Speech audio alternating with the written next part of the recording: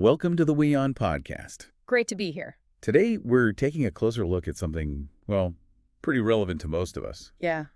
How private are our WhatsApp messages, really? Yeah, exactly. We're sort of diving into some recent points made by Meta's CEO, Mark Zuckerberg. Okay. And they might make you think a bit differently about the security of those encrypted chats. Right, because he's mentioned the possibility, hasn't he, of U.S. agencies, maybe like the CIA, potentially getting access. Mm-hmm. So the big question is, does that end-to-end encryption we always hear about actually, protect everything? That's really the core issue here. Zuckerberg highlighted that, yes, WhatsApp's encryption is good at stopping WhatsApp itself from reading messages in transit. While they're flying across the internet, basically. Exactly. Only the sender and receiver have the keys, supposedly. But the picture isn't quite that simple. How so? Because of the phone itself. Precisely. He pointed out that if someone, say, an agency, could physically access your phone, well, the app's encryption becomes less of a barrier. Ah, okay. So it's not about breaking the encryption midair. It's about getting to the message before it's sent or after it's received. Yeah, or just accessing it where it's stored. He mentioned vulnerabilities in the phone's operating system itself. Like spyware. Exactly.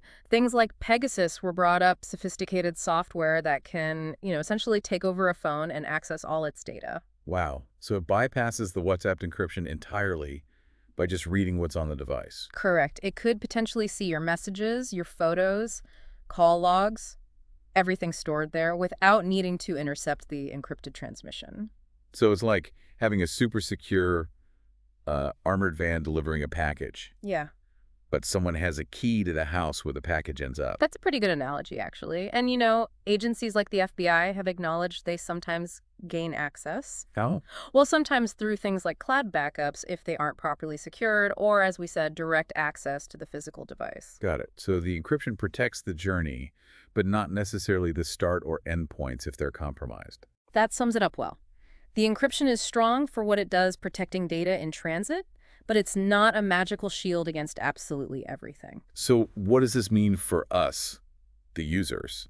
It sounds like securing our actual phone is just as crucial, maybe even more so. Definitely. And Zuckerberg did mention WhatsApp is trying things like disappearing messages. Right, to limit how much data stays on the phone long term. Exactly. Reduce the amount of sensitive stuff just sitting there. It really highlights that ongoing tension, doesn't it? Between wanting truly private communication and, well, the potential needs of law enforcement or intelligence agencies? It absolutely does, and it shifts the focus, perhaps. Right. We need to think not just about the app's security, but the whole ecosystem, especially our own devices. A really important point. So, while your messages might be safe from WhatsApp itself during transit, the security of your physical device remained a critical factor. Couldn't have said it better. Fascinating stuff. Stay tuned for more such intriguing stories to come.